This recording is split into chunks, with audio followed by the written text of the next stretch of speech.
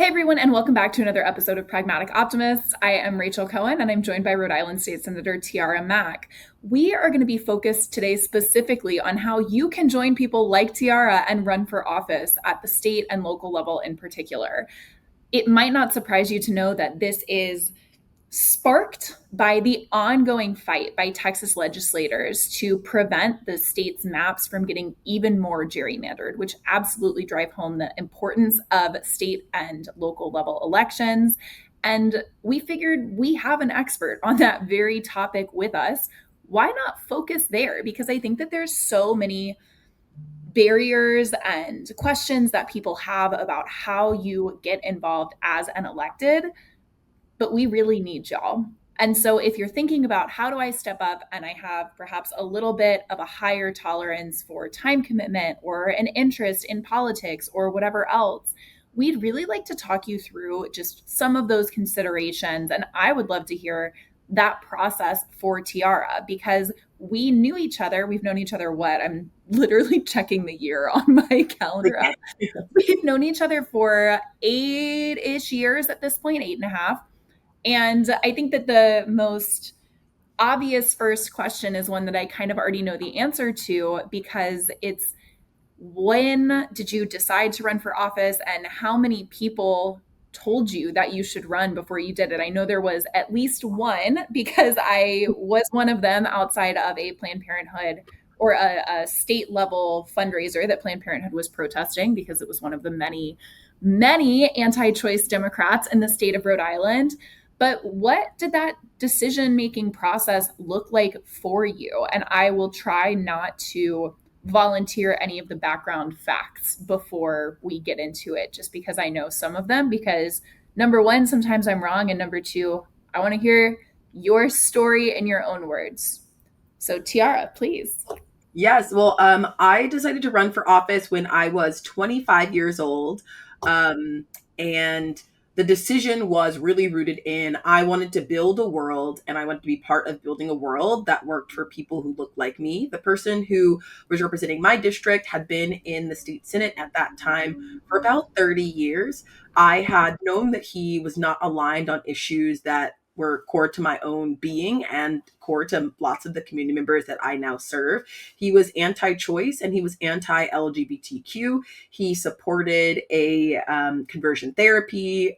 He supported conversion therapy, and he also was anti-choice. I actually received a letter during the Rhode Island fight to codify abortion rights into our state constitution that had two Bible quotes, and at the end he signed it, "I would rather please God than man."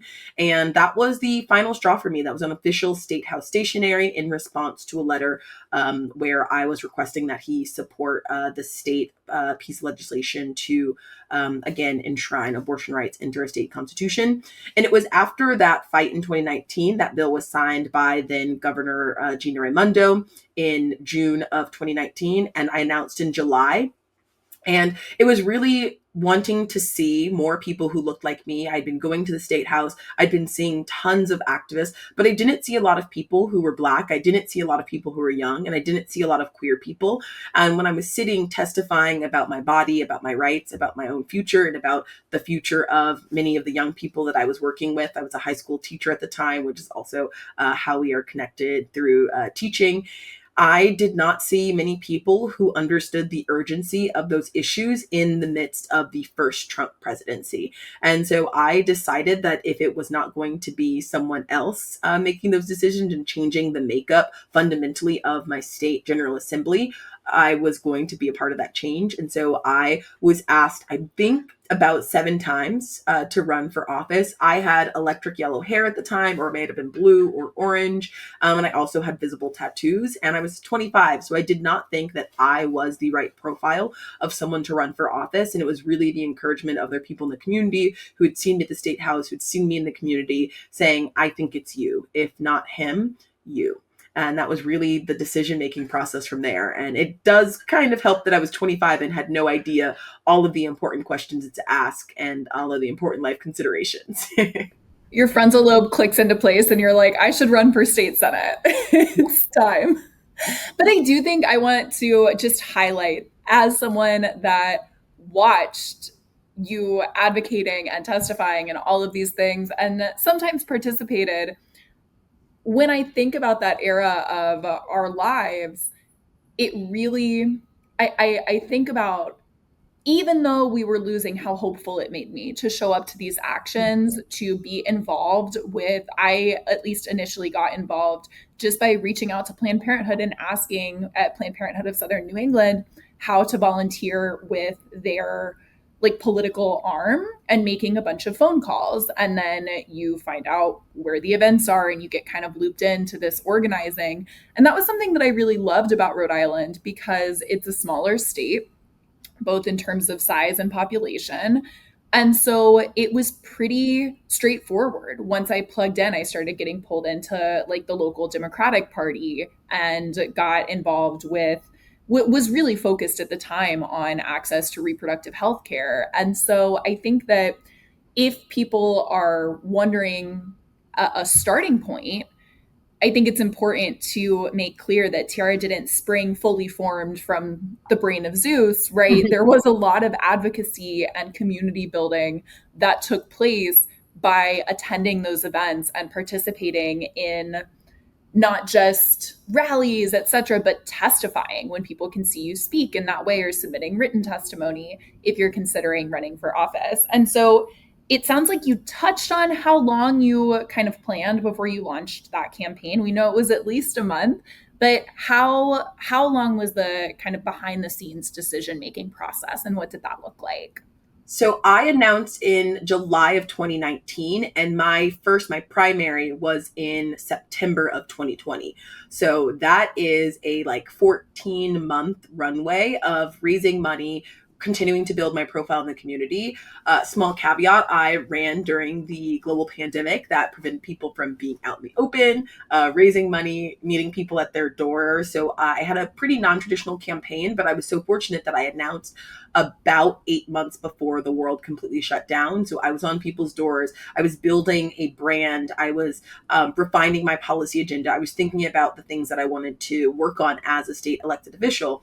I was, again, 25 years old. Most people think about the traditional linear trajectory of someone who's running for office. You start at the local level, city council, school board, and then maybe you move to the House of Reps. And then after you spend some time getting your feet wet in the House of Representatives or a lower chamber, depending on your state, then you'll run for the Senate, because that's where, quote unquote, the most experienced people are.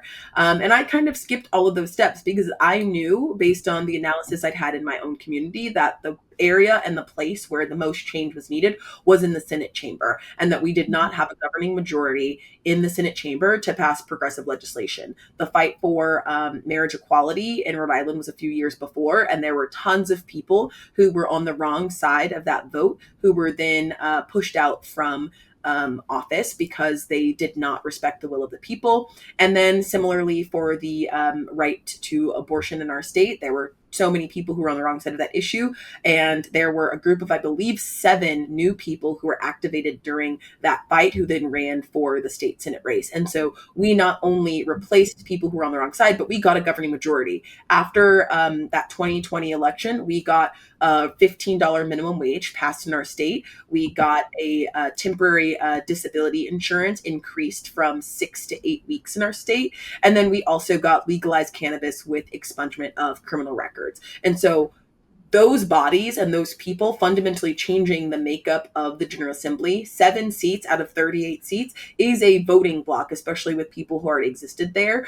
And one of the things I like to remind people, running for office is a commitment, but it doesn't have to be a lifetime commitment. Some states have term limits, some states don't, but you do not have to sign up to be in office for 20 years in order to make change. My first session, I worked with some really incredible activists and organizers who were purely there for a 1 year, for a one term, which is a 2-year commitment, and they left. They got there. They are like, cannabis legalization and expungement is my passion. Making sure that we increase temporary disability insurance for families so that they can spend more time with their young ones after giving birth, or care for their elderly family or other loved ones, is really important to me. And after that, they left. I've now been in office this is my 3rd term, 5 years, and I'm only committed to staying there for a maximum minimum of 10 years. One, because burnout is real. Two, because I believe that there are other leaders who have the ability to step in, and potentially I want to start a family. That doesn't mean my political career will be over, but a commitment to be in office for a term is just that. That's all you need. No one is asking you or even expecting you to be in office for 30 years or 40 years. I think lots of people probably don't even want their legislators to stay in office for 30 or 40 years, right? That's one of the things that we keep running up against is, and this is just a brief aside, but I think that a lot of the time when we talk about we want younger people or new voices or new perspectives in office, I think that people picture 25-year-olds running for office. And we certainly do. There are exceptional 25-year-olds running for office at every level. I know that you and I both think very highly of Maxwell Frost in the US House.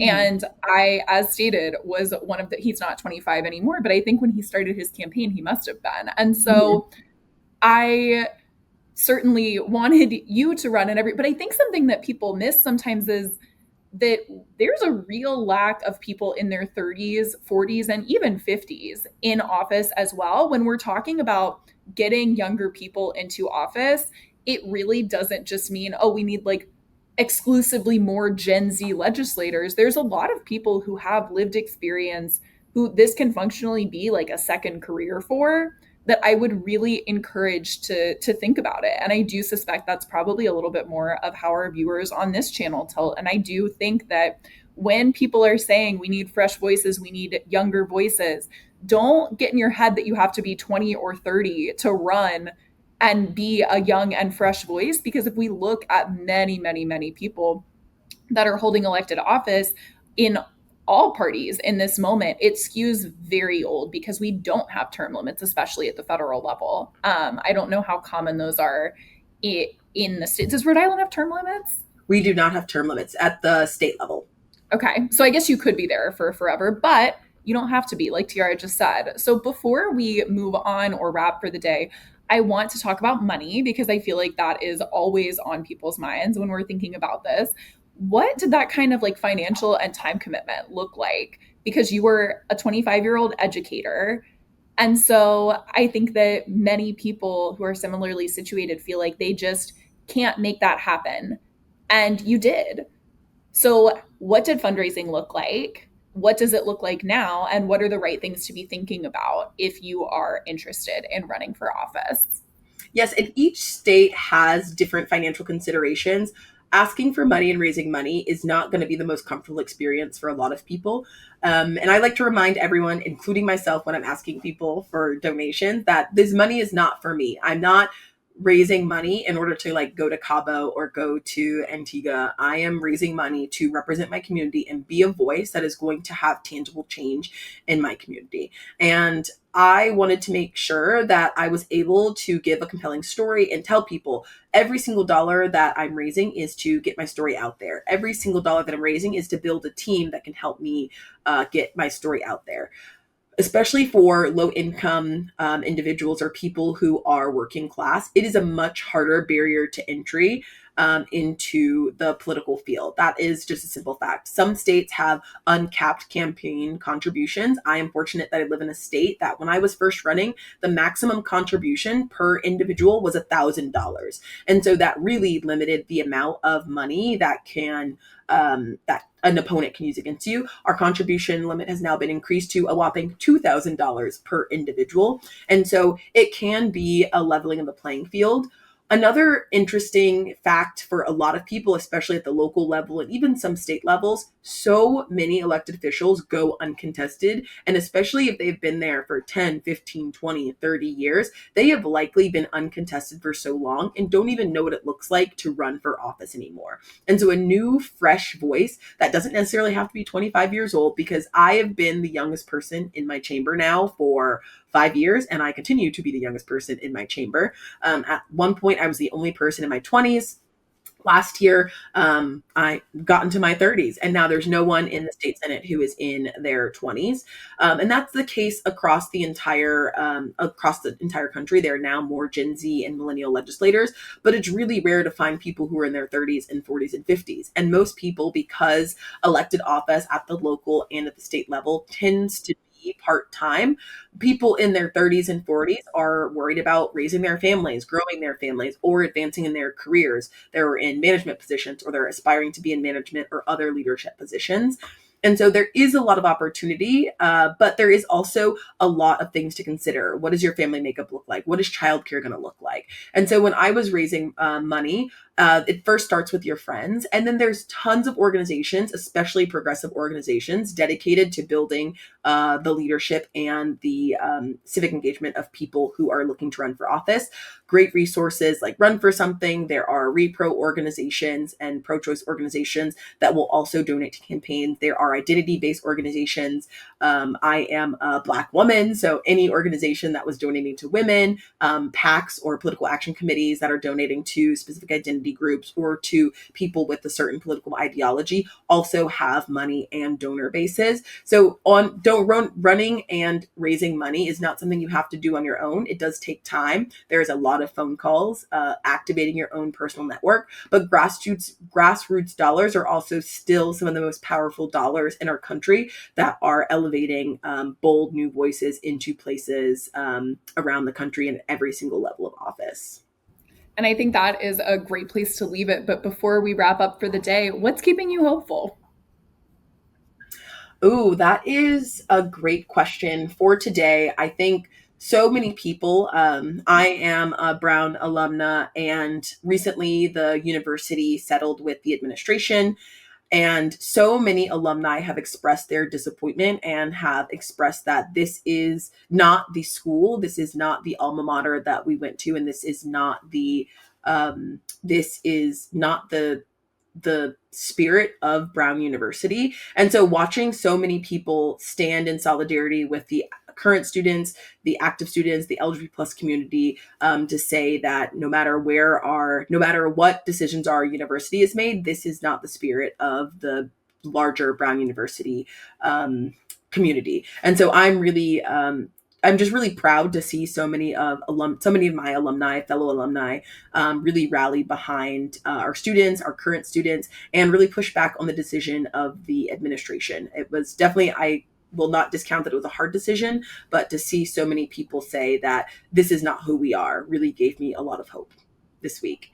And that is where I will leave it with you all. I hope you all can share some gratitude in our comments, some pragmatic optimism if you want to share some more good news around the country. Remember to like, subscribe, and share to Legal AF, Pragmatic Optimists on the Midas Touch Network. And we will see you all again next week. Take care, Praggies. Can't get your fill of Legal AF? Me neither. That's why we formed the Legal AF Substack.